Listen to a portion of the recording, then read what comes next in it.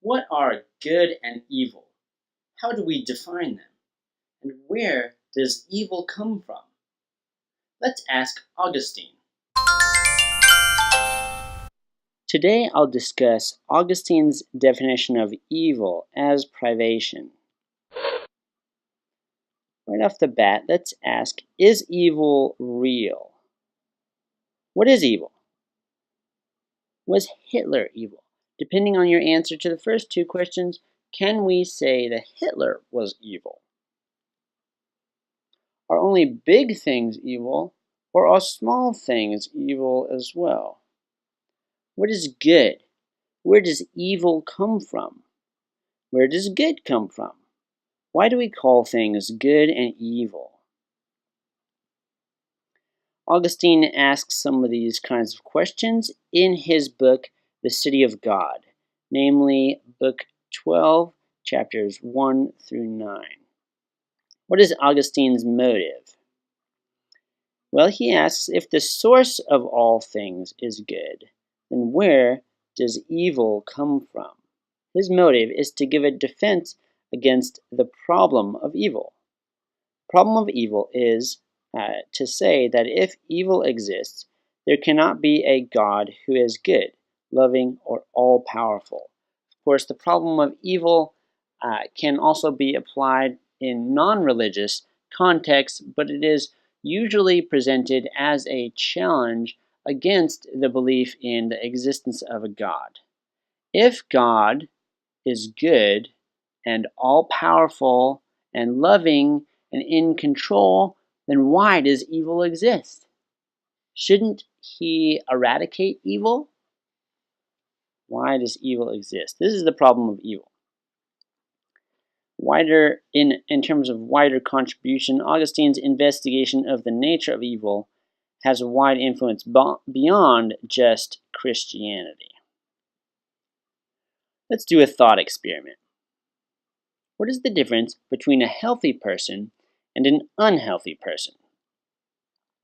An unhealthy person may have something additional, like a virus, bacteria, or rotten food, or an unhealthy person may have something lacking, like vitamins, calcium, or a properly functioning organ.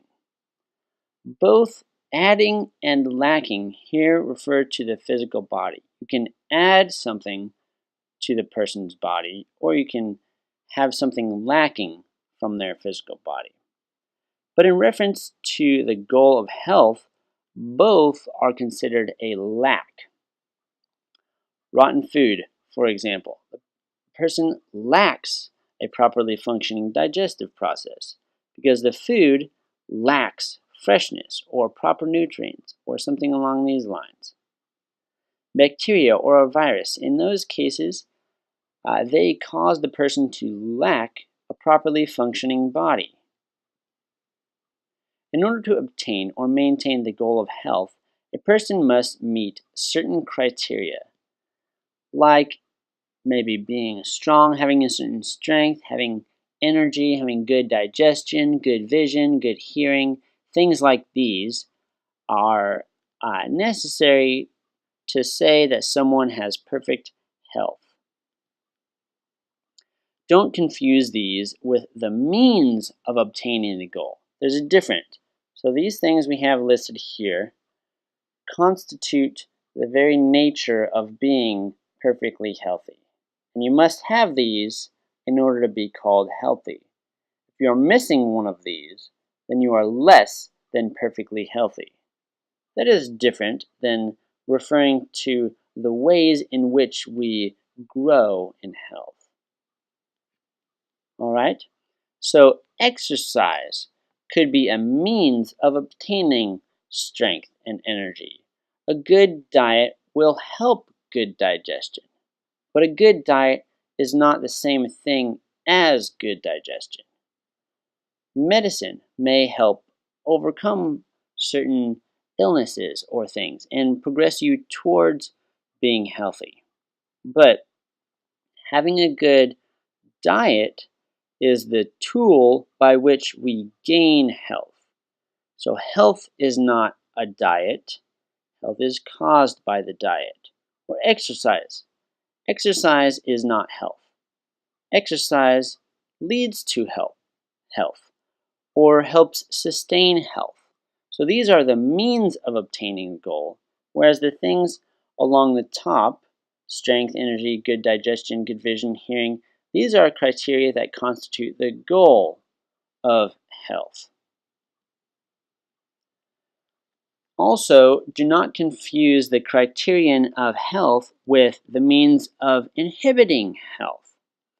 So, if I lack strength, that means I do not have health, and that may have been caused by a virus.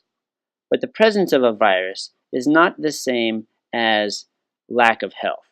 It is a means or a cause of lack of health. Also, violence. If I gain a wound somehow, then the act of violence is not itself a lack of health. It was a cause of a lack of health.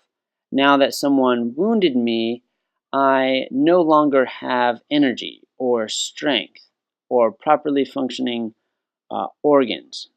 Also, age and time may be a cause of the deterioration of your body, something along these lines. In reference to health, unhealthy people lack some criteria for health. So this is an illustration of what we've been talking about, where we consider the good thing of health, and then we consider unhealthiness, and how do these two compare? Well, the difference between unhealthy and healthy is that something is lacking in the unhealthy person. One of these elements that constitute health are lacking in the unhealthy person. Here's some similar illustrations of lack. All right? Unhealthy does not exist. It is just a lack of health. That is to say, unhealthy is not another state of existence. It is simply different degrees of health. So you have somebody who is 100% healthy, and you have somebody who is 50% healthy. And so we say that the person with 50% health is unhealthy. But really what that means is they have half of the criteria of health. They just have health, and they have a lack of it in certain areas. So the only thing that exists is health, and unhealthy just means that there's a lack of that thing called health. Here's an easier one. Darkness does not exist. It's not a thing. It's just a lack of light. Likewise, coldness does not exist. It's just a lack of warmth. Augustine adds that evil does not exist. It is just a lack of good.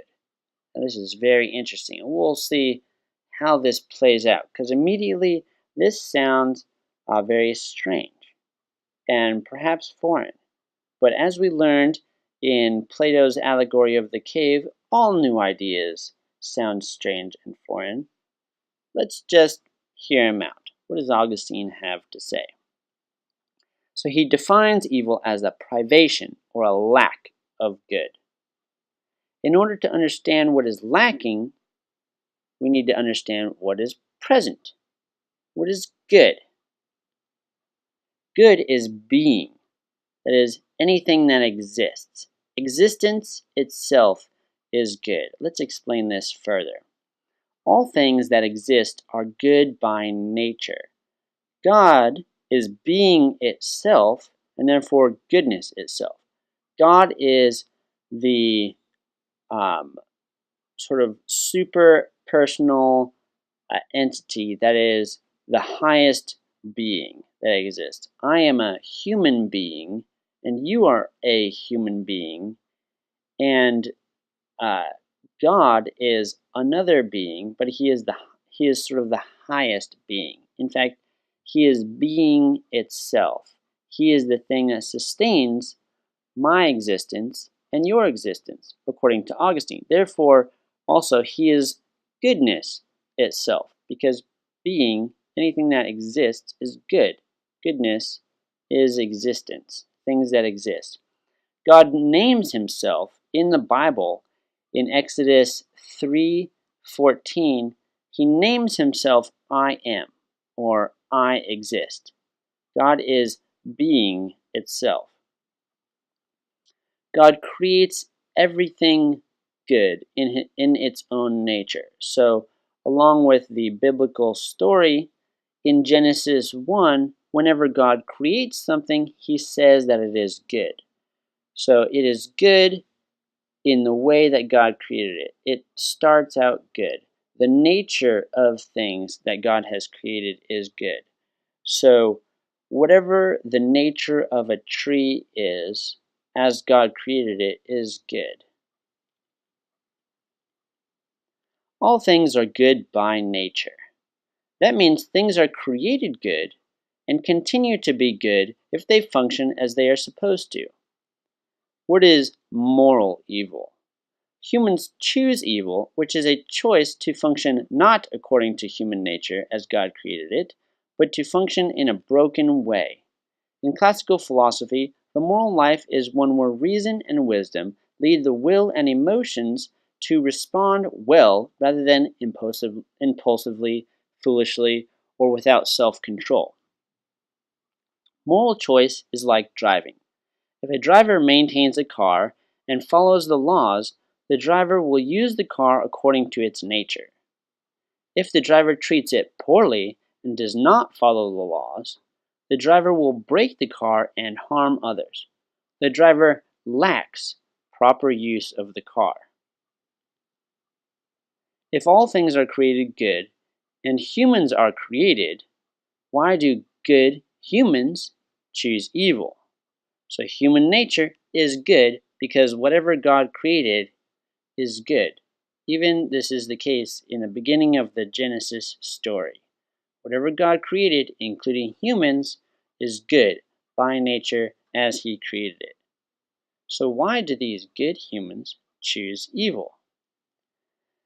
Augustine says that they aren't choosing evil for its own sake. Rather, they're choosing a lesser good.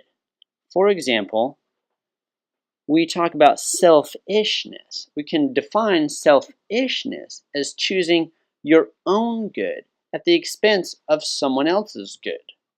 So you're still choosing something that's good, but you're doing it in the wrong way. You lack something. You lack a consideration of someone else's good. Something is lacking. Even though you're choosing something good, something is missing. And you could have chosen more.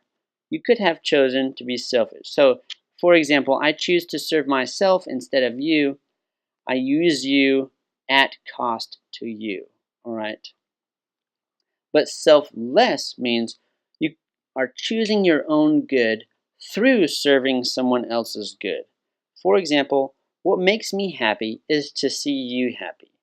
Your happiness is my goal. When I get that goal, I am happy. You see, when you are selfless, I still get what is good, and you get what is good as well. So there is something more than the selfish person. The selfish person has a lack, is choosing a lesser good. This is how Augustine defends God's goodness and explains the origin of evil. Evil comes from human choice of the lesser good. Privation contrasts two other major views on evil. The first is dualism. Dualism says that good and evil are equal and opposite powers. Neither is better or stronger than the other, and good can never completely defeat evil. For Augustine, since evil is privation, God is stronger and will eventually destroy it. So this gives an advantage to good. This is an advantage of Augustine's definition of evil as privation. It allows good to be stronger than, better than, and more important than evil. For now, God waits patiently, giving people second chances and calling bad people to himself. So this is why God does not eradicate all evil immediately, because in the moment he is expressing something good, namely he is patient and he's giving people second chances. Because if God were to come in and destroy evil, that means that he is going to destroy evil people. But he's giving evil people a second chance. Right? He's giving mercy and calling bad people to himself, to goodness. So in the meantime, why does evil continue to exist? Augustine says God is being patient and calling people to himself, to goodness. Relativism says that good and evil are only opinion, whether they are societal opinion based on tradition in conventionalist relativism, or it's individual opinion, which is subjectivism. I encourage you to watch my video on objectivism versus relativism. Conventionalism ultimately collapses into subjectivism because society is undefined, and all societies contain moral disagreements. So what, for example, is the American society? If society defines right and wrong, it would seem that nobody within society would disagree about what is right and wrong. Well, obviously there are disagreements within the United States, so let's make society something smaller. Let's investigate, for example, politics. So on many issues, what uh, Democrats define as good and evil is different than what Republicans define as good and evil. So which one provides the standard of good and evil? Well, according to this relativism, the Republican views on right and wrong are the standard of right and wrong for those who are within that society. However, even within republicanism, let's say, as an example, there are all kinds of disagreements, right? There are all kinds of different religions that are represented, okay? And so let's define society as being something smaller. Let's say one particular religion, let's say Catholic Republicans, okay? This is society. So whatever they hold to be true and moral, that is the standard for everyone in that camp. However, even within that camp, there's disagreements. And down you go until society has become as small as just a family. But of course, you know that you do not agree with everything your family says. And so it collapses. So conventionalism, this idea of society, collapses down into the individual, where society is defined as just the individual's own opinion. So conventionalism collapses into subjectivism, and subjectivism ultimately denies the real and objective existence of both good and evil.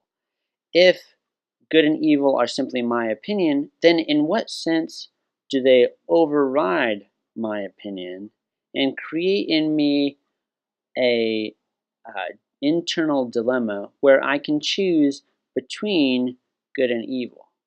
Because if good and evil are just my own opinion, why would I sacrifice my desires in order to do something good? Why don't I just change my opinion about what is good so that it matches what I want to do and what's convenient for me? In fact, that's what we actually see happening in a society that greatly accepts relativism.